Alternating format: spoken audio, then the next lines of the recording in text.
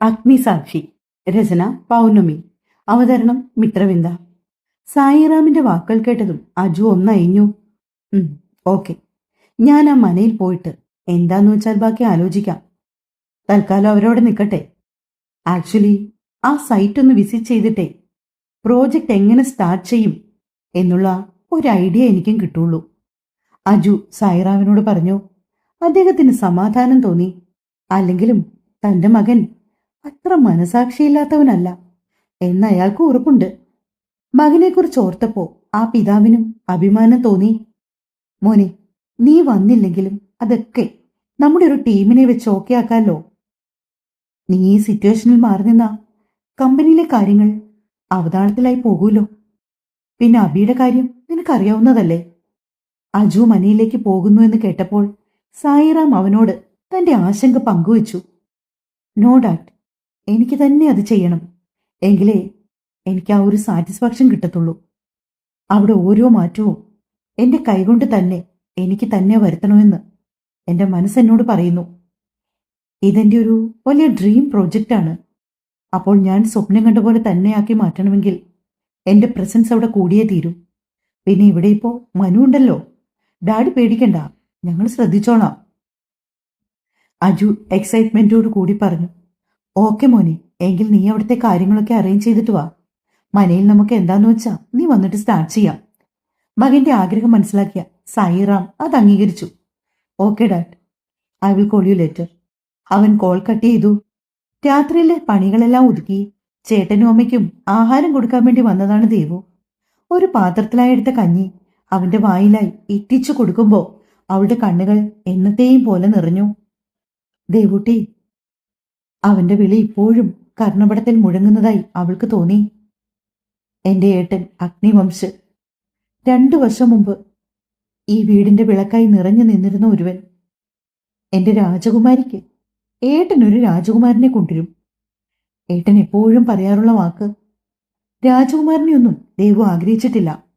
ഇന്നും ആഗ്രഹിക്കുന്നത് പഴയ പോലെ പൂർണ്ണ ആരോഗ്യത്തോടെ എല്ലാവരും തിരിച്ചു വരാനാണ്. അച്ഛനും അമ്മയും ഏട്ടനും ഒന്നിച്ച് ഒരു ജീവിതം. അതുമാത്രമേ ദേവുവിന്റെ സ്വപ്നങ്ങളിൽ പോലും ഉള്ളൂ. വിധി എത്ര പെട്ടെന്നാണ് ഒരു കുടുംബത്തിന്റെ പ്രതീക്ഷകളൊക്കെ തകിടം മറിച്ചത്. ഈ ഒരുവനായിരുന്നു ഈ വീടിന്റെ പ്രതീക്ഷ, വിളക്ക്, സ്വപ്നം, സന്തോഷം എല്ലാം. പക്ഷെ ഇപ്പോ എന്റെ ഏട്ടനൊന്ന് ഉണർന്നിരുന്നെങ്കിൽ. ചിന്തകളിൽ നിന്നുണർന്നവൾ ബാക്കി കഞ്ഞിയും എടുത്തുകൊണ്ട് ആ മുറിയുടെ അറ്റത്തായി കിടക്കുന്ന അമ്മയുടെ ബെഡിന്റെ അടുത്തേക്കായി പോയി. പാർവണം എന്ന് ആലേഖനം ചെയ്യപ്പെട്ട ബഹുനില മാളികയുടെ ഡൈനിങ് മുറിയിൽ എല്ലാവരും രാത്രി ഭക്ഷണം കഴിക്കാനുള്ള തയ്യാറെടുപ്പിലാണ്. അവിടെയുള്ള അംഗങ്ങളെ നമുക്ക് പരിചയപ്പെടാം. മംഗലത്തെ വീട്ടിലെ വിശ്വനാഥ് മേനോനും ഭാര്യ സരീവിനും 2 മക്കളാണ്. മൂത്തവൻ സായിറ, ഭാര്യ ലക്ഷ്മിപ്രിയ. അവർക്ക് 2 മക്കൾ, അർജുൻ സായിറ, അഭിരാമി സായിറ. വിശ്വനാഥന്റെ 2ാമത്തെ മകൾ സായി കീർത്തന. അവരുടെ ഭർത്താവ് അശോക് കൃഷ്ണമേനോൻ. 2 മക്കൾ, മൂത്തവൻ അഭിമന്യു അശോക്, അദ്വിക അശോക്. പാരമ്പര്യ സ്വത്തുക്കൾക്ക് പുറമെ ഇന്ത്യയിൽ ഒട്ടാകെ തന്നെ ബിസിനസ് വ്യാപിക്കാൻ വിശ്വനാഥ മേനോന് കഴിഞ്ഞു. വിശ്വനാഥനും സായിയും തുടങ്ങി അർജുനും അഭിമന്യുവും വരെ അവരുടേതായ സംഭാവനകൾ ബിസിനസ്സിലേക്ക് നൽകിയിട്ടുണ്ട്. റിസോർട്ടുകളും ഷോപ്പിംഗ് മാളുകളും എക്സ്പോർട്ടിംഗ് യൂണിറ്റുകളുമായി നിരവധി സ്ഥാപനങ്ങളിലായി അവിടെ ആളുകൾ ജോലി ചെയ്യുന്നുണ്ട്. അടുക്കളയിൽ രാവിലെ തന്നെ ജോലികൾ ഒതുക്കുവാനുള്ള തയ്യാറെടുപ്പിലാണ് ദേവു. അടുപ്പിലെ ചീനച്ചട്ടിയിലായി വേവുന്ന പയറുമെഴുക്കുരട്ടി തവ കൊണ്ട് ഇളക്കി കൊടുക്കുന്നതിൻ്റെ ഇടയിലാണ് 2 കരങ്ങൾ അവളുടെ വയറിലൂടെ പുണർന്നത്. ആളെ മനസ്സിലായെന്ന് വണ്ണം ഒരു പുഞ്ചിരി അവളുടെ ചൊടിയിലായി വിരിഞ്ഞു. മിത്തു. അവൾ തിരിഞ്ഞു നോക്കാതെ തന്നെ വിളിച്ചു. മിത്തു എന്ന മിഥിലലക്ഷ്മി ദേവു എന്ന ദേവാർത്തനാവസ്തേവന്റെ സന്തത സഹചാരിയാണ്. മാസങ്ങളുടെ വ്യത്യാസം മാത്രമുള്ളതിനാൽ തന്നെ 2 ആളും വളർന്നതും പഠിച്ചതും എല്ലാം ഒരുമിച്ചാണ്. മറ്റൊരു ജില്ലയിൽ നിന്നും വയനാട്ടിലേക്ക് വന്നതാണ് മിത്തുവിന്റെ അച്ഛനും അമ്മയും. മിത്തുവിന്റെ അച്ഛനും അമ്മയും അധ്യാപകരായിരുന്നു. മിത്തുവിന്റെ അമ്മയ്ക്ക് ഇവിടെ അടുത്തൊരു സ്കൂളില് ഫസ്റ്റ് പോസ്റ്റിംഗ് കിട്ടിയത്. അച്ഛൻ മുന്നേ തന്നെ കൊല്ലത്തൊരു സ്കൂളില് അധ്യാപകനായി ജോലി ചെയ്യുമായിരുന്നു. പിന്നീട് അച്ഛനും ട്രാൻസ്ഫർ വാങ്ങി വയനാട്ടിലെ കുഞ്ഞു ഗ്രാമത്തിലേക്ക് വന്നു. അന്ന് ടീച്ചറമ്മയുടെ സ്കൂളിലെ HM ആയിരുന്നു താമസ സൗകര്യവും ഒരുക്കി കൊടുത്തത്. മനയോട് ചേർന്നുള്ള പത്തായപ്പുര വീട്ടിലാണ് അവരാദ്യം താമസിച്ചത്. പത്തായപ്പുരയിൽ ഒരു ചെറിയ ഫാമിലിക്ക് ലാവിഷായി ജീവിക്കാനുള്ള സൗകര്യമുണ്ട്. ചുറ്റും സോപാനത്തോടു കൂടിയ നീണ്ടൻ വരാന്തയും ഹാളും മുകളിലും താഴെയുമായി 3ഓളം കിടപ്പുമുറികളും അടുക്കളയും വാഷ്റൂമും അങ്ങനെയെല്ലാം. അവരുടെ താമസത്തിനെത്തുമ്പോൾ എനിക്കും മിഥുവിനും 1 വയസ്സ് മാത്രമേ പ്രായം ഉണ്ടായിരുന്നുള്ളൂ. വൈശാഖേട്ടനും എൻ്റെ ഏട്ടനും 7 വയസ്സും. അതുകൊണ്ട് തന്നെ ഞങ്ങൾ ഒന്നായി വളർന്നു. ടീച്ചറമ്മയും മാഷച്ചനും ജോലിക്ക് പോകുമ്പോൾ എൻ്റെ അമ്മയായിരുന്നു ഞങ്ങളെ നോക്കിയത്. പാട്ടും നൃത്തവുമെല്ലാം ഞാനും ഓളും ഒന്നിച്ചു പഠിച്ചപ്പോൾ ഏട്ടൻ വയലിനും വൈശാട്ടൻ വീണയും പഠിച്ചു. എല്ലാവരും പാട്ട് പഠിച്ചിരുന്നെങ്കിലും ഏട്ടനായിരുന്നു ഏറ്റവും നന്നായി പാടിയത്.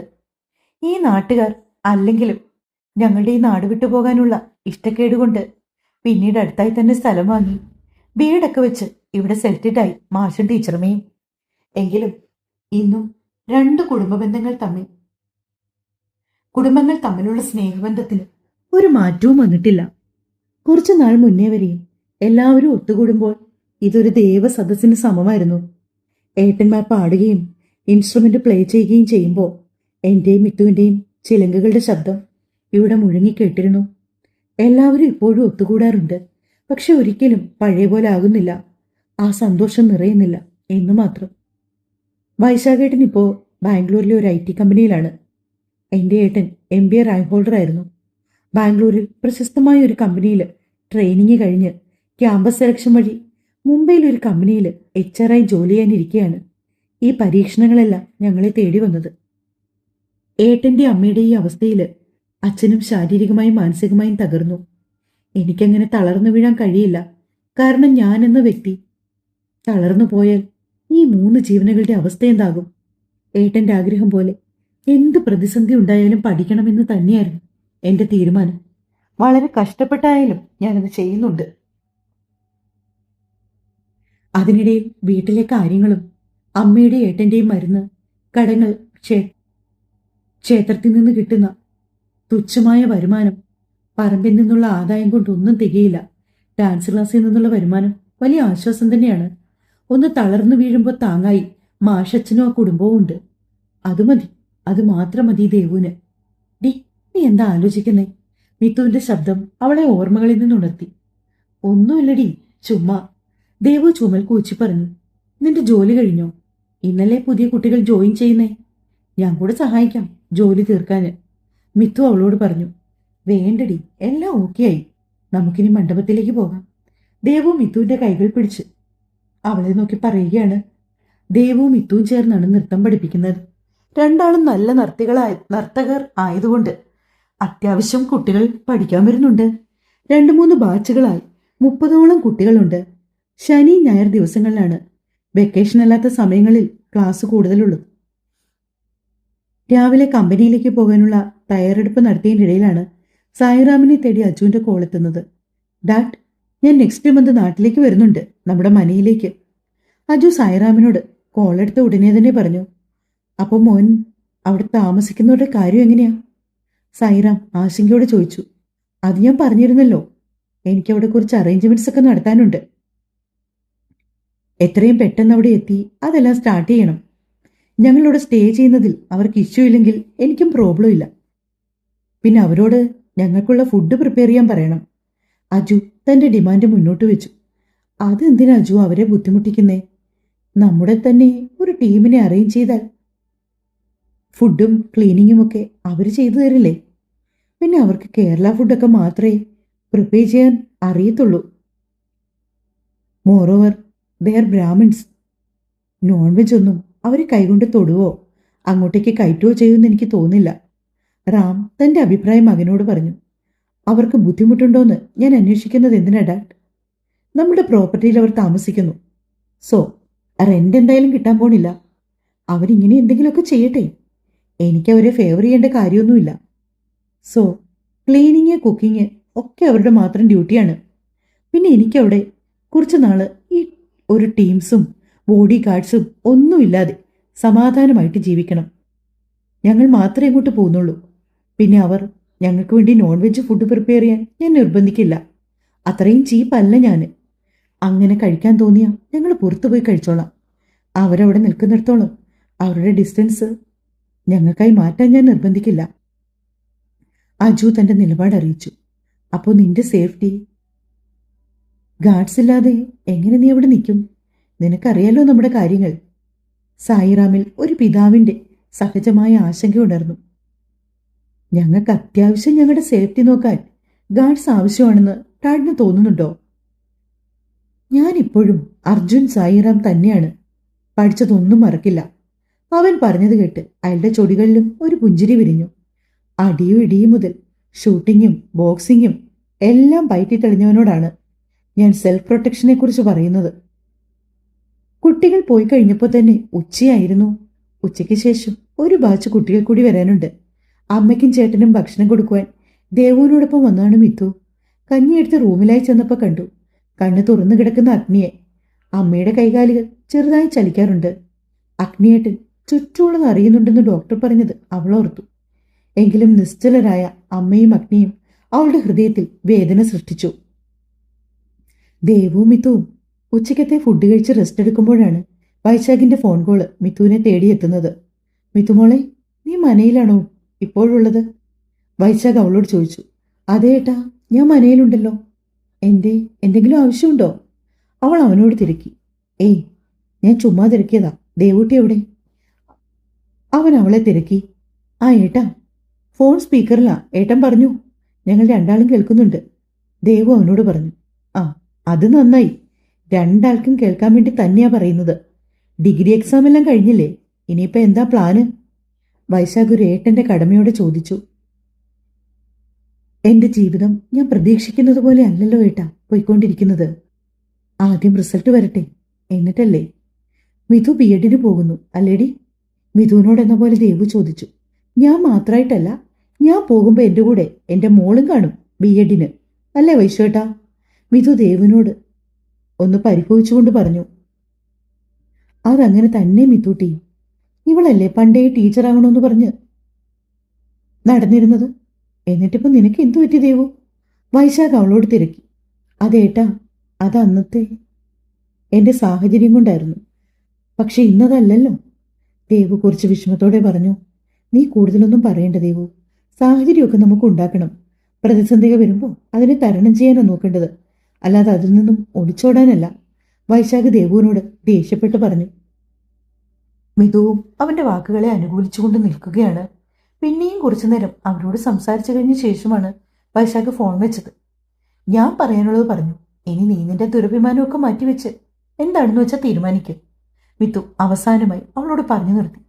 പക്ഷേ ദേവു അങ്ങനെ ഒരിക്കലും ആഗ്രഹിച്ചിട്ടില്ല.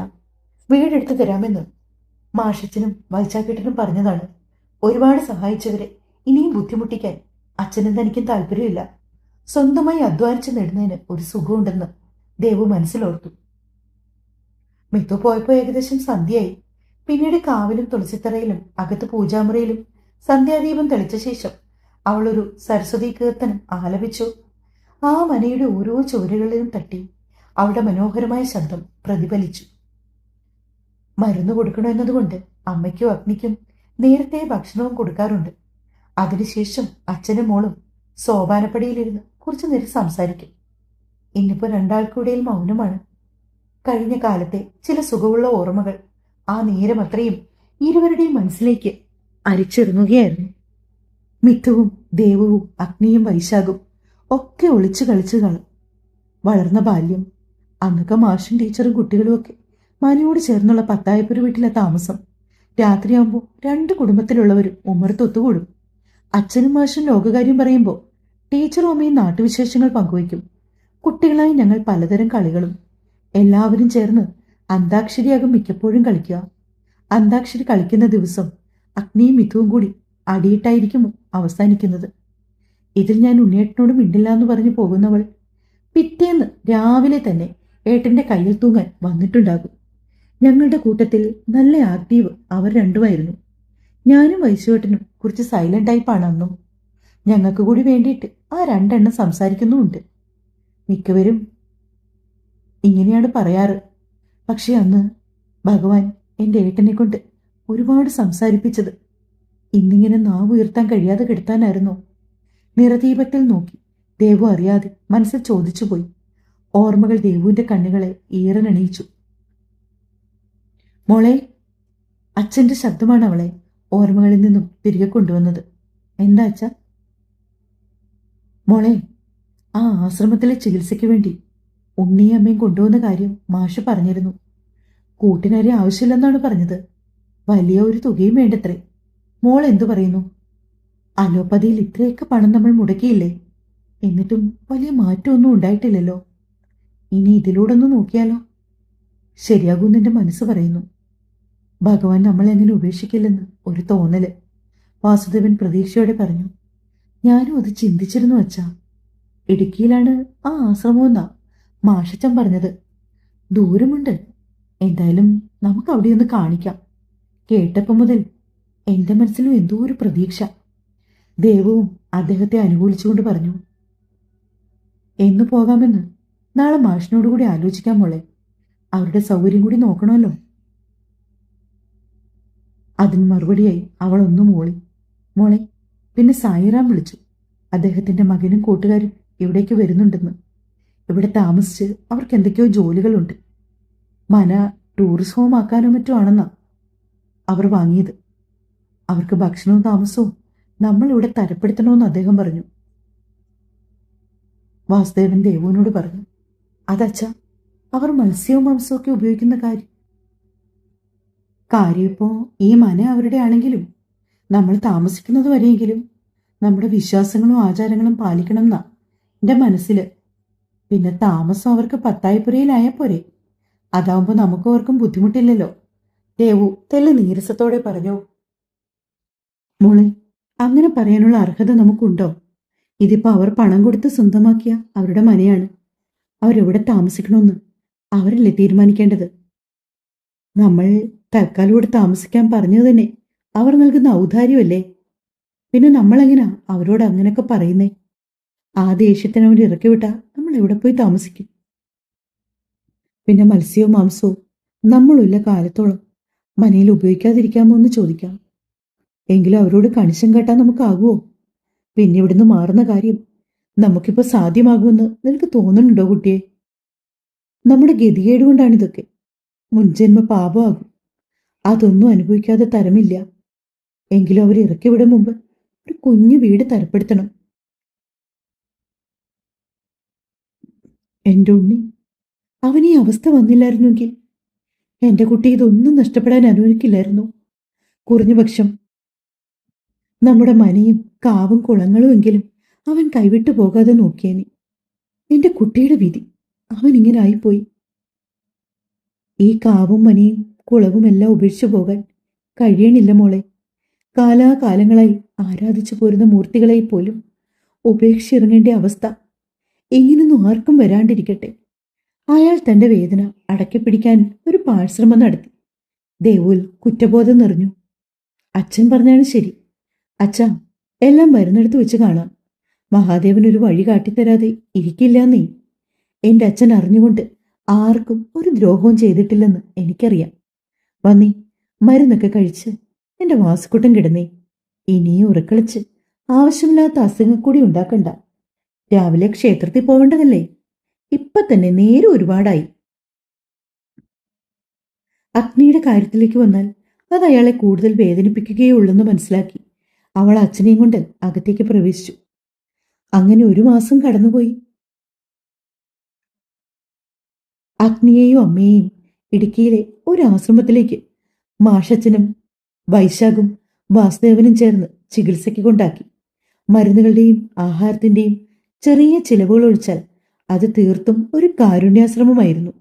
മിത്തുവും ദേവും ചേർന്ന് ദേവുവാണെങ്കിൽ അതിനിടയ്ക്ക് കിട്ടുന്ന സമയം സ്റ്റിച്ചിങ്ങും എംബ്രോയിഡറി വർക്കും ചെറിയ ഓൺലൈൻ വർക്ക്സും ഒക്കെ ആയിട്ട് ജീവിതത്തിന്റെ രണ്ടറ്റവും കൂട്ടിമുട്ടിക്കാനുള്ള തത്രപ്പാടിലാണ്. അങ്ങ് ബാംഗ്ലൂർ നഗരത്തിൽ ഒരുവൻ നാട്ടിലേക്ക് പുറപ്പെടാനുള്ള തയ്യാറെടുപ്പിലാണ്. വിധി അവനായി ഒരുക്കി വെച്ചിരിക്കുന്നത് എന്തെന്നറിയാതെ. ഡ്രൈവിംഗ് ഒരു ക്രേസാണ് 4 പേർക്കും. അതുകൊണ്ട് റോഡ് മാർഗം തന്നെ നാട്ടിലേക്ക് തിരിക്കാൻ അവർ തീരുമാനിച്ചു. മുന്നിലും പിന്നിലും ബ്ലാക്ക് കാറ്റ്സിന്റെ അകമ്പടിയോടെ ആ ബെൻസുകാർ അജുവിന്റെ വീട് ലക്ഷ്യമാക്കി കുതിച്ചു. ഡ്രൈവിംഗ് ചെയ്തിരുന്നത് അഥർവായിരുന്നു. പതിവില്ലാത്ത എന്തോ ഒരു സന്തോഷവും ഊർജവും അർജുന്റെ മനസ്സിനെ പൊതിയുന്നുണ്ട്. മണിക്കൂറുകൾ നീണ്ട യാത്രയ്ക്ക് ശേഷം അവരുടെ ബെൻസ് പാർവണമെന്ന് നാമകരണം ചെയ്യപ്പെട്ട ഒരു വലിയ വീടിന്റെ മുൻപിൽ വന്ന് നിന്നു. സമയം ഏകദേശം രാവിലെ 7 മണിയായിട്ടുണ്ട്. അവരെയും കാത്തുനിന്നതുപോലെ ആ വീട്ടിലെ അംഗങ്ങളെല്ലാവരും വീടിന്റെ ഉമ്മറത്ത് തന്നെയുണ്ട്. അർജുന്റെ അമ്മ ലക്ഷ്മിപ്രിയ അവരെ ആരതി ഒഴിഞ്ഞു തന്നെ അകത്തേക്ക് സ്വീകരിച്ചു. അമ്മയ്ക്ക് ഇപ്പോഴും ഈ അന്ധവിശ്വാസം ഫോളോ ചെയ്യുന്ന പരിപാടി നിർത്തിയിട്ടില്ലല്ലേ? അകത്തേക്ക് കയറുന്നതിനിടയിൽ അർജുൻ ലക്ഷ്മിപ്രിയയോടൊന്ന് ചിരിച്ചുകൊണ്ട് ചോദിച്ചു. അജുക്കുട്ട, വേണ്ട. നീ വിശ്വസിക്കുന്നോ ഇല്ലയോ അത് നിന്റെ കാര്യം. മറ്റൊരാളുടെ വിശ്വാസങ്ങളെ നമ്മൾ ഇടപെടരുത്. വിശ്വനാഥൻ കൊച്ചുമകനെ ശാസിച്ചുകൊണ്ട് പറഞ്ഞു. ഓക്കെ മുത്തശ്ശ, I am just kidding, that's all, live it. Arjun അദ്ദേഹത്തിന്റെ തോളിൽ മെല്ലെ തട്ടിപ്പറഞ്ഞു. വാ മക്കളെ, പ്രാതൽ കഴിക്കാം. ലക്ഷ്മി അവരെ പ്രാതൽ കഴിക്കാനായി ക്ഷണിച്ചു. ഞങ്ങൾ ഒന്ന് ഫ്രഷായി വരാം. കുറച്ച് സമയത്തിന് ശേഷം തന്നെ അജുവും ഗാങ്ങും ഫ്രഷായി താഴേക്ക് വന്നു. അവരെയും കാത്ത് ഡൈനിങ് ടേബിളിന്റെ ചുറ്റുമായി എല്ലാവരും ഉണ്ട്. 4 സംഘം കസേര വലിച്ചിട്ട് അവർക്കൊപ്പം ഇരുന്നു. അജു, നിങ്ങൾ എപ്പോഴാ വയനാട്ടിലേക്ക് പോകുന്നത്? ഭക്ഷണം കഴിക്കാൻ തുടങ്ങുന്നതിൻ്റെ ഇടയിലാണ് സായിറാം അത് അവനോട് ചോദിച്ചത്. ഉച്ചയ്ക്ക് തന്നെ ഇവിടെ നിറങ്ങും ഡാഡ്. പിന്നെ ഞാൻ ഡാഡിയോട് പറഞ്ഞ കാര്യങ്ങളെല്ലാം ഓക്കെ അല്ലേ? കഴിക്കുന്നതിനിടയിൽ അവൻ സായിയോട് ചോദിച്ചു. അതേ മോനെ, അവരോടെല്ലാം ഞാൻ പറഞ്ഞിട്ടുണ്ട്. പക്ഷേ വെജിറ്റേറിയൻ ഫുഡ് മാത്രമേ അവർക്ക് പ്രിപ്പയർ ചെയ്യാൻ പറ്റൂ. അങ്ങനെ അവർ പറയുന്നത്. ഓരോരുത്തരുടെ വിശ്വാസങ്ങളല്ലേ, ഫോഴ്സ് ചെയ്യുന്നത് മോശമല്ലേ? അയാൾ അവന്റെ ചോദ്യത്തിന് ഉത്തരമേകി. ഇറ്റ്സ് ഓക്കെ ഡാഡ്, അതിനല്ലേ നമ്മുടെ ആദ്യമുള്ളത്. ഇടയ്ക്കൊരു വെറൈറ്റിക്ക് നമുക്ക് കുക്ക് ചെയ്യാം. അവൻ റാമിനെ നോക്കി കണ്ണിറുക്കി കാണിച്ചു. നിനക്ക് തിരുവനന്തപുരത്തു നിന്നും വയനാട് വരെ പോകണമായിരുന്നോ മോനെ? ഇവിടെ അടുത്ത് വലുത് നോക്കായിരുന്നു. ആകെ വല്ലപ്പോഴുമാ നിന്നെയും നിന്റെ പെങ്ങളെയും ഒക്കെ കാണാൻ പോലും കിട്ടുന്നത്. അർജുന്റെ മുത്തശ്ശി സരയു വിഷമത്തോടെ അവനോട് പറഞ്ഞു. മുത്തശ്ശി, എന്റെ മനസ്സ് കുറേ നാളായിട്ട് മന്ത്രിക്കുന്ന ഒരു കാര്യമാണ്. പിന്നെ ആ മനയുടെ ഫോട്ടോസ് ആൻഡ് വീഡിയോസ് എന്നെ വല്ലാതെ സ്ട്രൈക്ക് ചെയ്യുന്നുണ്ട്. അതാണ് ഞാൻ തന്നെ ഈ പ്രോജക്റ്റ് നേരിട്ട് ചെയ്യാൻ കാരണം. പിന്നെ നമ്മുടെ ഈ നാട്ടിലേക്കാൾ ടൂറിസത്തിന് സ്കോപ്പ് അവിടെയാണ്. അർജുൻ അവന്റെ മനസ്സിലുള്ള കാര്യം അവരോടുകൂടി പങ്കുവച്ചു. എനിക്കറിയില്ല നിന്റെ ഡാഡിയുടെയും ബിസിനസ്. മുത്തശ്ശി അജുവിനോട് പിണങ്ങി. അജു അവരുടെ പിണക്കം മാറ്റാൻ എന്ന പോലെ മുത്തശ്ശിയെ ചേർത്ത് പിടിച്ചു. ഇന്ന് തന്നെ പോകാനാണെങ്കിൽ യാത്രയുടെ കാര്യങ്ങളൊക്കെ ചെയ്യുമോളൂ. ചുരമൊക്കെ കയറണ്ടേ? വയനാടാണ് ഈ സ്ഥലം, അതുകൊണ്ട് വേഗം തന്നെ ഇറങ്ങുന്ന നല്ലത്. അർജുന്റെ മുത്തശ്ശൻ വിശ്വനാഥൻ അവർക്ക് മുന്നറിയിപ്പ് കൊടുക്കും പോലെ പറഞ്ഞു. കുറച്ച് സമയം കൂടി അവിടെ ചെലവഴിച്ച ശേഷം അവരിറങ്ങാൻ തുടങ്ങി. പതിവ് പോലെ മുത്തശ്ശി കണ്ണു നിറച്ചിട്ടുണ്ട്. എന്റെ സരയൂ, കരയല്ലേ? ദിവസങ്ങളൊക്കെ വേഗം പോകില്ലേ? ഞാൻ വരുമ്പോൾ മുത്തശ്ശിക്ക് എന്താ കൊണ്ടുവരേണ്ടത്? അജു അവരോട് കൊഞ്ചി ചോദിച്ചു. എനിക്കൊന്നും കൊണ്ടുവരണ്ട. നീ പെട്ടെന്ന് ജോലിയൊക്കെ തീർത്തിങ്ങി വരണം. കുറച്ചു നാൾ എൻ്റെ കൂടെ ഇവിടെ ഉണ്ടാകണം. എന്നെ പറ്റിക്കരുത്. മുത്തശ്ശി അവന്റെ ശിരസിൽ തലോടി പറഞ്ഞു. അജു അത് സമ്മതിച്ചു. വയനാട്ടിലേക്കുള്ള യാത്രയിലാണ് 4 സംഘം. കുറച്ച് മണിക്കൂറുകൾക്ക് ശേഷം മടുപ്പ് സമ്മാനിച്ച നഗരക്കാഴ്ചകൾക്ക് ബൈ ബൈ പറഞ്ഞുകൊണ്ട് കണ്ണിന് കുളിർമയേകുന്ന ഗ്രാമക്കാഴ്ചകൾ പ്രത്യക്ഷപ്പെടാൻ തുടങ്ങി. സമയം വേഗത്തിൽ മുന്നോട്ട് നീങ്ങി. മണിക്കൂറുകൾ പിന്നിട്ടു. ഇപ്പോൾ അർജുനാണ് ഡ്രൈവ് ചെയ്യുന്നത്. ഓ, ഇത് തന്നെയാണ് സ്വർഗം. ദൈവം ഇത്രയും ടൂറിസ്റ്റ് സ്പോട്ടുകൾ നൽകി അനുഗ്രഹിച്ച മറ്റേത് ജില്ലയുണ്ട് മോനെ? ശിവ സൈഡ് ഗ്ലാസ് തെല്ലൊന്ന് താഴ്ത്തി പുറം കാഴ്ചകളിലേക്കൊന്ന് ഊളിയിട്ടുകൊണ്ട് പറഞ്ഞു. ഞങ്ങളുടെ ഇടുക്കിയിലേക്ക് വന്ന് നോക്കുമോനെ, എന്നാ വൈബാണെന്നറിയോ? ശുദ്ധജലവും ശുദ്ധവായുവും അതുപോലെ നന്മയുള്ള നിഷ്കളങ്കരായ മനുഷ്യരും. സ്വർഗം മച്ചാ, സ്വർഗം. നിങ്ങളൊക്കെ ഈ പുകയുടെയും ബഹളത്തിന്റെ ഇടയ്ക്ക് വളർന്ന പോലെയല്ല. ഞങ്ങളെ നല്ല മണ്ണിന്റെ മണമുള്ള ഭൂമിയുടെ മക്കളാ. ആദ്യ പിന്നെയും അവന്റെ നാടിനെയും നാട്ടുകാരെയും പുകഴ്ത്താൻ കിട്ടുന്ന അവസരങ്ങളൊന്നും പാഴാക്കില്ല. ഓ പിന്നെ ഒന്ന് പോയടാ. ഏറ്റവും കൂടുതൽ അഡ്വഞ്ചറസ് ആയിട്ടുള്ള യാത്ര അത് ഈ വയനാടൻ യാത്ര തന്നെയാ. ആ വളഞ്ഞും പുളഞ്ഞും ഹെയർപിൻ റോഡ് കയറിയുള്ള ആ ഒരു യാത്ര തന്നെ ഒരു ത്രില്ലാണ് മോനെ. പിന്നെ എന്താ പറഞ്ഞേ? നിഷ്കളങ്കരായ മനുഷ്യരോ? നിന്നെ ഞങ്ങൾ കണ്ടുമുട്ടിയില്ലായിരുന്നുവെങ്കിൽ നീ പറഞ്ഞത് ഞങ്ങൾ വിശ്വസിക്കായിരുന്നു. ശിവാദിയെ കളിയാക്കുന്ന കേട്ട് മറ്റുള്ളവരും ചിരിച്ചുപോയി. അതൊക്കെ ഞങ്ങളുടെ ഇടുക്കിയിലും ഉണ്ട് മോനെ, ഹെയർ പിന്നും വളവും ഒക്കെ. പിന്നെ നിന്റെയൊക്കെ കൂടെ കൂടും മുന്നേ ഞാൻ ഒരു നല്ല മനുഷ്യനായിരുന്നു. ആദി ശിവയ്ക്കിട്ട് ഒന്ന് തിരികെ കൊടുക്കാൻ മറന്നില്ല. അല്ലെങ്കിലും കൂട്ടത്തിൽ ഏറ്റവും ബഹളം ഈ രണ്ടെണ്ണമാണ്. അജുവും അഥർവും തീർത്തും സൈലന്റ് ആണ്. എങ്കിൽ കൂടിയും ഇവര് രണ്ടെണ്ണത്തിനോടുള്ള സഹവാസം കാരണം കുറച്ചൊക്കെ മാറ്റം വന്ന് തുടങ്ങിയിട്ടുണ്ടേ. ഇടുക്കിയിലെ ഹെയർപിന്നിനെ കുറിച്ച് നീ കൂടുതൽ പറയണ്ട. ശിവ പറഞ്ഞു തുടങ്ങിയതും അജു ഇടപെട്ടു. മിണ്ടാതിരിക്കണടാ, രണ്ടും കൂടെ തുടങ്ങും കൊച്ചു പിള്ളേരെ പോലെ. അജു ടെററായപ്പോ രണ്ടും പെട്ടെന്ന് സൈലന്റായി. ഡ്രൈവ് ചെയ്യുമ്പോഴും അർജുന്റെ ചുണ്ടിൽ ഒരു ചിരി സ്ഥാനം പിടിച്ചിരുന്നു. ഒരു വലിയ ആഗ്രഹ സാഫല്യം നേടുന്നതിനായി മനസ്സ് മുന്നൊരുക്കം നടത്തുന്നത് പോലെ. മോളെ, ഇവിടെല്ലാം ശരിയായില്ലേ? ആ പത്തായപ്പുര വൃത്തിയാക്കിയിരുന്നോ? വലിയ മനയ, ഒത്തിരി അറകളും ബാൽക്കണികളും ഒക്കെയുണ്ട്. ഒത്തിരി അംഗങ്ങൾ ചേർന്ന് ഒരു കാലത്ത് താമസിച്ചിരുന്ന തറവാടല്ലേ. ദേവുവിന്റെ തിരക്കുകൾ കൊണ്ട് മുകളിലത്തെ നില ആഴ്ചയിൽ 1 കിലോമീറ്ററാണ് വൃത്തിയാക്കുന്നത്. നമ്മൾ എല്ലായിടത്തും ഇടയ്ക്ക് വൃത്തിയാക്കുന്നതല്ലേ അച്ഛാ? എല്ലായിടവും അടിച്ചു വാരിയിട്ടു. മിത്തു ഉണ്ടായിരുന്നു. 3 ദിവസം കൊണ്ട് തുടങ്ങിയ പണിയാണ്. 1-2 റൂമല്ലല്ലോ. ദേവു നടുവിന് ഒരു ഊന്നൽ കൊടുത്തുകൊണ്ട് പറഞ്ഞു. അവരെവിടാ താമസിക്കാന്ന് ആർക്കറിയാം? മുകളിലത്തെ നിലയോ പത്തായപ്പുരയോ ഒക്കെ ആകും. ആ, അവര് അത്താഴത്തിനുണ്ടാകുമായിരിക്കും അല്ലേ? ഭക്ഷണമൊക്കെ ശരിയായോ മോളെ? വാസുദേവന് അവർ വരുന്നുവെന്ന് കേട്ടതു മുതൽ ഒരു വെപ്രാളമാണ്. അവർക്ക് വല്ല കുറവുകളും തോന്നിയാൽ ഇവരെ ഇറക്കി വിടുമോ എന്നുള്ള ഭയവും. അതിലുപരി വൃദ്ധനായ താനും പ്രായമായ ഒരു പെൺകുട്ടിയും മാത്രമാണ് അവിടെ ഉള്ളത് എന്നുള്ള ചിന്തയും വാസുദേവന്റെ സമാധാനം തകർത്തു തുടങ്ങിയിരുന്നു. ഉണ്ടാകുമായിരിക്കും. ചപ്പാത്തിയും വെജിറ്റബിൾ കുറുമയും ഉണ്ടാക്കാം. പിന്നെ ജ്യൂസും കിടക്കുന്നതിന് മുന്നേ പാലും വേണമെന്ന് സായിറാം സാർ പറഞ്ഞിരുന്നല്ലോ. ആവശ്യത്തിനുള്ള സാധനം എത്തിച്ചത് നന്നായി. ഇല്ലെങ്കിൽ ഇവരെ തീറ്റിപ്പോറ്റാൻ ഞാൻ വേൾഡ് ബാങ്കിൽ നിന്നും ലോൺ എടുക്കേണ്ടി വന്നേനെ. ദേവു കളിയോടെ പറയുന്നത് കേട്ട് വാസുദേവനും ചിരിച്ചു. ഇവിടുത്തെ പ്രാരാബ്ദം അദ്ദേഹത്തിന് അറിയുന്നതല്ലേ. ആര് ചെയ്ത പാപമാണോ എന്റെ കുഞ്ഞുങ്ങളിങ്ങനെ അനുഭവിക്കുന്നത്? വാസുദേവൻ നെടുവേർപ്പെട്ടുകൊണ്ട് പറഞ്ഞു. എന്റെ വാസുക്കുട്ടൻ, മിണ്ടാതെ ഈ ചായ എടുത്തു കുടിക്കേ. ഞാനേ കാവിൽ പോയി തൂത്തുവാരി വിളക്ക് വെക്കാൻ നോക്കട്ടെ, അല്ലെങ്കിൽ ഇനിയും വൈകും. പറഞ്ഞുകൊണ്ട് അവൾ കാവിലേക്ക് നടന്നു. ആൺകുട്ടികൾ മാത്രമേ ഉള്ളൂ എന്ന് കേട്ടപ്പോൾ മുതൽ ഒരു അസ്വസ്ഥതയായിരുന്നു ദേവുവിന്. ഇപ്പോഴത്തെ കാലം അങ്ങനാണല്ലോ. പിന്നെ കാശിന്റെ പകിട്ടും പത്രാസും പ്രായത്തിന്റെ ചോരത്തിളപ്പും ഒക്കെ ഉള്ളവർ. അതുകൊണ്ട് തന്നെ ഭക്ഷണം നേരത്തെ ഉണ്ടാക്കി ചൂടോട് തന്നെ കാസറോളിലായി അടച്ചു വെച്ചിട്ടുണ്ട് ദേവു. അതിഥികൾക്കായി ഒരു ഫ്ലാസ്കിൽ ചൂടുവെള്ളവും ഒരു ഫ്ലാസ്കിൽ ചൂട് പാലും ഒഴിച്ചു വെച്ച ശേഷം അവൾ അച്ഛന് മരുന്നും ഭക്ഷണവും കൊടുത്തിട്ട് നേരത്തെ തന്നെ തന്റെ മുറിയിലേക്ക് പോയിരുന്നു. രാത്രിയിൽ ഏകദേശം 11 മണിയോളമായി 4 സംഘം മംഗലത്തുമനയിൽ എത്തിച്ചേർന്നപ്പോൾ മുത്തങ്ങ ഫോറസ്റ്റ് ഏരിയ ആയതുകൊണ്ട് തന്നെ വന്യമൃഗങ്ങളെ പേടിച്ച് എങ്ങും നിർത്താതെ ഓടിയുള്ള വരവാണ്. ഗൂഗിൾ മാപ്പ് ലൊക്കേഷൻ നോക്കി വന്നവർ എത്തിച്ചേർന്നതൊരു വലിയ പടിപ്പുരവാതിലാണ്. പഴയ മോഡലിലുള്ള ഓടുമേഞ്ഞ പടിപ്പുരയുടെ മുന്നിലായി വണ്ടി നിവർത്തിയൊന്ന് മൂരി നിവർന്ന അർജുൻ. ഏറെ നേരത്തെ ഡ്രൈവിംഗ് മടുപ്പുളവാക്കിയിരുന്ന അവനിൽ ദ്രവിക്കാറായ പടിപ്പുരവാതിൽ പതിയെ തുറന്നു നോക്കിയപ്പോൾ കണ്ടത് കുത്തനെയുള്ള പടവുകളാണ്. അവിടെ നിന്ന് നോക്കുമ്പോൾ തന്നെ കാണാം ഇരുളിലും തല ഉയർത്തി നിൽക്കുന്ന മംഗലത്തുമന. അപ്പൊ ഇതാണല്ലേ അജുവിന്റെ മനസ്സപഹരിച്ച മംഗലത്തുമന? ഇരുൾ മൂടിക്കിടക്കുന്ന 4 ഭാഗങ്ങളിലേക്ക് കണ്ണുകൾ പായിച്ചുകൊണ്ട് ആദി അജുവിനോട് എന്ന പോലെ ചോദിച്ചു. യെസ്, എങ്ങനെയുണ്ട്? അർജുൻ അവരുടെ അഭിപ്രായം പ്രതീക്ഷിച്ചെന്നതുപോലെ 3 ആളുടെയും മുഖത്ത് മാറി മാറി നോക്കുന്നുണ്ട്. കൊള്ളാം, ഒരു 6-ാം തമ്പുരാൻ ഗെറ്റപ്പൊക്കെ ഉണ്ട്. ശിവയൊന്ന് ചുറ്റും നോക്കിക്കൊണ്ട് പറഞ്ഞു. പക്ഷേ വേറെ വഴിയൊന്നുമില്ലേ?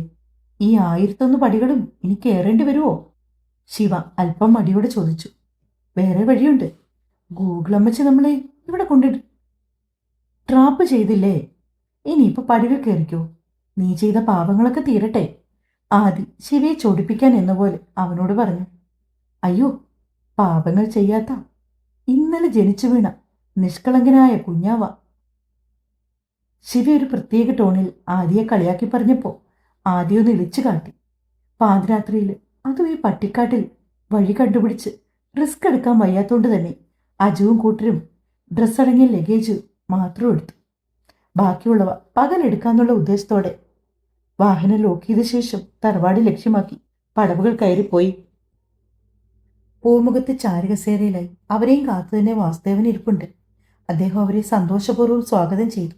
മങ്ങിയ വെളിച്ചത്തിൽ നിൽക്കുന്ന മനയും അതിനോട് ചേർന്ന് നിൽക്കുന്ന പത്തായപ്പുരയും കതിർ മണ്ഡപവും 4 പേരും കണ്ണുകൊണ്ടൊരു ഓട്ടപ്രദക്ഷിണ നടത്തി. അജുവിന്റെ മംഗലത്തമന കൊള്ളാം. 3 പേരും ഒന്നുകൂടി ഉറപ്പിച്ചു. അങ്കിൾ ഉറങ്ങിയില്ലായിരുന്നോ? അഥർവ് വാസുദേവനോട് സ്നേഹവും ബഹുമാനവും കലർത്തി ചോദിച്ചു. നിങ്ങൾ ഇന്ന് എത്തൂന്ന് സാറ് പറഞ്ഞിരുന്നേ. കൊടുങ്കാട്ടിൽ കൂടിയുള്ള യാത്രയല്ലേ? രാത്രിയായിട്ടും കാണാഞ്ഞതുകൊണ്ട് മനസ്സിൽ നിറയെ ആദിയായിരുന്നു. അതുകൊണ്ട് ഉറക്കം വന്നില്ല. കിടക്കാൻ പോലും തോന്നിയില്ല. വാസുദേവൻ 3 പേരോടും കൂടിയായി പറഞ്ഞു. വരും മക്കളെ, യാത്രയൊക്കെ എങ്ങനെയുണ്ടായിരുന്നു? എവിടേക്കോ ആന ഇറങ്ങിയെന്ന് കേട്ടേ. നിങ്ങൾക്ക് യാത്രയിൽ വല്ല ബുദ്ധിമുട്ടും ഉണ്ടായോ? അയാൾ ആശങ്കയോട് ചോദിച്ചു. വരുന്ന വഴിക്ക് ആനയുടെ പ്രസൻസ് ഒന്നും ഉണ്ടായില്ലെങ്കിൽ ഞങ്ങൾ പിന്നെ എങ്ങും നിർത്താതെ ചുരം കയറി വേഗം ഇങ്ങി വന്നതാ. ആന മാത്രമല്ലല്ലോ, കടുവയും പന്നിയും എല്ലാവരും ഉണ്ടല്ലോ. വന്യമൃഗങ്ങളോട് മത്സരിക്കാൻ നിന്നില്ല. അഥർവ് അദ്ദേഹത്തിന് ഒരു ചിരിയോടെ ഉത്തരം നൽകി. അത് നന്നായി. അപ്പോൾ നിങ്ങളാകെ ക്ഷീണിച്ചിട്ടുണ്ടാകുമല്ലോ. കുളിച്ചിട്ട് ഭക്ഷണം കഴിക്കാനാണോ അതോ ആദ്യം ഭക്ഷണം കഴിക്കാനാണോ? വാസുദേവൻ സംശയത്തോട് ചോദിച്ചു. നോ അങ്കിൾ, ഞങ്ങൾക്കൊന്ന് ഫ്രഷ് ആകണം, എന്നിട്ട് മതി ഫുഡ്. ഞങ്ങൾക്കുള്ള റൂംസ് എവിടാന്ന് വെച്ചാൽ ഒന്ന് കാണിച്ചു തരാമോ? അർജുൻ വാസുദേവനോട് പറഞ്ഞു. മോനെ, നിങ്ങൾക്ക് എവിടെ വേണമെങ്കിലും താമസിക്കാം. ഇവിടെ ഇപ്പം ഞങ്ങൾ മാത്രം ഉള്ളതുകൊണ്ട് താഴത്തെ മുറികളൊക്കെയാണ് ഞങ്ങൾ ഉപയോഗിച്ചുകൊണ്ടിരുന്നത്. മുകളിൽ എൻ്റെ ഉണ്ണി ഉപയോഗിച്ചൊരു മുറിയൊഴിച്ച് ബാക്കിയൊക്കെ വൃത്തിയാക്കിയിട്ടുണ്ട് നിങ്ങൾക്കായിട്ട്. പിന്നെ പത്തായപ്പുരയും വൃത്തിയാക്കിയിട്ടതാ. അവിടെ അത്യാവശ്യ സൗകര്യമുണ്ട്. നിങ്ങൾക്ക് ഇഷ്ടമുള്ളത് എവിടാന്ന് വെച്ചാൽ അവിടെ താമസിക്കാം. വാസുദേവൻ പറയുമ്പോൾ അർജുൻ തലകുലുക്കി. ഞങ്ങൾക്കിവിടെ മതിയെങ്കിൽ. ഡാഡി വീഡിയോ അയച്ചതു മുതൽ ഇവിടെ താമസിക്കാൻ കൊതിക്കുന്നു. ഞങ്ങൾ മുകളിലെ റൂംസ് എടുത്തോളാം. അർജുൻ അദ്ദേഹത്തോട് പറഞ്ഞു. മോനെ, കുളിക്കാൻ കുളമുണ്ട്. പിന്നെ അവിടെ ഇപ്പോൾ കുളക്കടവിൽ ലൈറ്റൊന്നുമില്ല. പകലൊക്കെ നീന്തി കുളി ഇഷ്ടാച്ചാൽ അത് ഉപയോഗിക്കാം. വൃത്തിയാക്കിയിട്ടിരിക്കുന്ന കുളങ്ങളാണ്. ഒരെണ്ണം കുളിക്കാനും ഒന്ന് പൂജയ്ക്ക് വേണ്ടി. എന്നാൽ നിങ്ങൾ കുളിച്ചിട്ടൊക്കെ വരൂ, എന്നിട്ട് ഭക്ഷണം കഴിക്കാം. വാസുദേവൻ അവർക്ക് മുകളിലേക്കുള്ള പടവുകൾ കാട്ടിക്കൊടുത്തു. 4 സംഘം തടിക്കോണികൾ കയറി മുകളിലേക്ക് പോയി. ബാൽക്കണി പോലെയുള്ള ഒരിടത്താണ് പടവുകൾ കയറി എത്തപ്പെട്ടത്. അവിടുന്ന് വിശാലമായ ഹാളിലേക്കും മൊബൈൽ ഫ്ലാഷ് ഉപയോഗിച്ച് ലൈറ്റിന്റെ സ്വിച്ച് കണ്ടുപിടിച്ച് ഓണാക്കിയ അർജുൻ ആ വിശാലമായ ഹാള് ഒരു സംഗീത സദസ്സ് പോലെ തോന്നിച്ചു. വീണയും മൃദംഗവും ഓടക്കുഴലും വയലിനുമെല്ലാം ഓരോ ഭാഗത്തായി സ്ഥാനം പിടിച്ചു. എല്ലാം വൃത്തിയായും അടുക്കും ചിട്ടയോടും കൂടി സൂക്ഷിച്ചിട്ടുണ്ട്. സമൃദ്ധമായ ഒരു കാലത്തിന്റെ ശേഷിപ്പുകൾ. വാവ്! ആദിക്ക് പറയാതിരിക്കാൻ കഴിഞ്ഞില്ല. അർജുന്റെ കണ്ണുകൾ അപ്പോഴും തടിപ്പലകയിൽ സ്ഥാനം പിടിച്ച ചിലങ്കകളിലായിരുന്നു. പഴയ തറവാടാണെങ്കിലും വിശാലമായ മുറികളായിരുന്നു. അത് പുതുക്കി പണിഞ്ഞതാണെന്ന് അവർക്ക് മനസ്സിലായി. അർജുനും ആദിയും ചേർന്നൊരു മുറിയും ശിവയും അഥർവും ചേർന്ന് മറ്റൊരു മുറിയും തിരഞ്ഞെടുത്തു. വിശപ്പിന്റെ വിളി അസഹനീയമായതുകൊണ്ട് തന്നെ വേഗം ഫ്രഷായി താഴെ ചെന്ന് ഫുഡ് കഴിച്ച് 4 പേരും വേഗം തന്നെ കിടന്നു. രാവിലെ ആദ്യം ഉണർന്നത് അർജുനാണ്. ജനലിനോട് ചേർന്നുള്ള ബെഡിലായിരുന്നു അവൻ കിടന്നത്. മഞ്ഞിന്റെ തണുപ്പ് മുറിയിലാകെ തങ്ങി നിൽക്കുന്നുണ്ട്. അർജുൻ പതിയെ ജനൽ തുറന്നു. വയനാടൻ രാവിലെകൾ കാണാൻ ഒരു പ്രത്യേക ചന്തമാണ്. കോളേജ് പഠിക്കുന്ന സമയത്ത് ഈ പ്രകൃതിയും തണുപ്പൊക്കെ ആസ്വദിക്കാൻ എത്രയോ തവണ ബുള്ളറ്റ് റൈഡ് നടത്തിയിട്ടുണ്ട്. നല്ല കോടയും തണുപ്പും പിന്നെ പുറത്തേക്ക് വരാൻ മടി പിടിച്ച് മേഘങ്ങൾക്കിടയിൽ ഒളിഞ്ഞു നിൽക്കുന്ന സൂര്യനും. അതൊന്ന് കാണാനാണ് അവൻ ജനാല തുറന്നത്. പഴയ മോഡലിലെ തടി ജനലായിരുന്നു. ജനൽ തുറന്നാൽ കാണുന്നത് കൽമണ്ഡപമാണ്. താളത്തിൽ ചലിക്കുന്ന ചിരങ്കിയുടെ ശബ്ദം കേൾക്കാം. 10ഓളം കുഞ്ഞുകുട്ടികൾ വരികളായി നിൽക്കുന്നുണ്ട്. അവർക്ക് മുമ്പിലായി ഒരു പെൺകുട്ടി താളത്തിൽ ചവിട്ടി കാണിക്കുന്നുണ്ട്. മറൂൺ ബോർഡറുള്ള മഞ്ഞ പ്രാക്ടീസ് സാരിയാണ് വേഷം. മറൂൺ ബ്ലൗസും മറൂൺ ലെഗിൻസും. കാലുകളിലായി ചിലങ്ക. നിതംബം കഴിഞ്ഞുള്ള കട്ടിയുള്ള മുടി താഴേക്ക് പിന്നിയിട്ടിരിക്കുന്നു. എന്തുകൊണ്ടോ അവളുടെ മുഖമൊന്ന് കാണാൻ അവന്റെ മനസ്സൊന്ന് തുടിച്ചുപോയി. അജു, നീ ഉണർന്നോ? ശിവയുടെ ശബ്ദം കേട്ടപ്പോൾ അവൻ ജനല് വേഗം കൊട്ടിയടച്ചു. ആ, എണീറ്റു. എന്താടാ രാവിലെ ഇങ്ങോട്ടേക്ക്? എന്തെങ്കിലും കാര്യമുണ്ടോ? ശിവയോടൊപ്പം അഥർവും ഉണ്ടായിരുന്നത് കൊണ്ട് തന്നെ അർജുൻ തിരക്കി. ഡാ, കുളത്തിപ്പോയി ഒന്ന് കുളിച്ചാലോ? നിങ്ങൾ കൂടെ വരുന്നോന്നറിയാനാ ഞങ്ങൾ വന്നേ. ആ ഐഡിയ അജുവിനും ഇഷ്ടമായി. എങ്കിൽ ഞാനൊന്ന് ബാത്റൂമിൽ പോയി വരാം. അപ്പോഴേക്കും നിങ്ങൾ ഈ ഉറക്കപ്രാന്തനെ ഒന്ന് കുത്തിപ്പൊക്ക്. അജു ഒന്നും അറിയാത്തതുപോലെ ബോധം കെട്ടുറങ്ങുന്ന ഒരുവനെ ചൂണ്ടിക്കാണിച്ചുകൊണ്ട് പറഞ്ഞു. തെല്ല് നിരാശയോടെ അർജുൻ ബാത്റൂമിലേക്ക് കയറി. അവളുടെ മുഖം ഒന്ന് കാണാൻ കഴിഞ്ഞില്ല. കുറച്ചു സമയം കഴിഞ്ഞ് ആദ്യം കുത്തിപ്പൊക്കി 4 പേരും കുളത്തിലേക്ക് ഇറങ്ങി. താഴേക്ക് ചെല്ലുന്തോറും അർജുന്റെ മനസ്സ് കൽമണ്ഡപത്തിലേക്ക് പോകുവാൻ തുടി കൊട്ടുന്നുണ്ടായിരുന്നു. പുതിയ കഥ ഇഷ്ടമായെങ്കിൽ ദയവ് ഇത് സപ്പോർട്ട് തരാൻ മറക്കല്ലേ. സ്നേഹത്തോടെ നിങ്ങളുടെ സ്വന്തം മിത്രവിന്ദ. Thank you.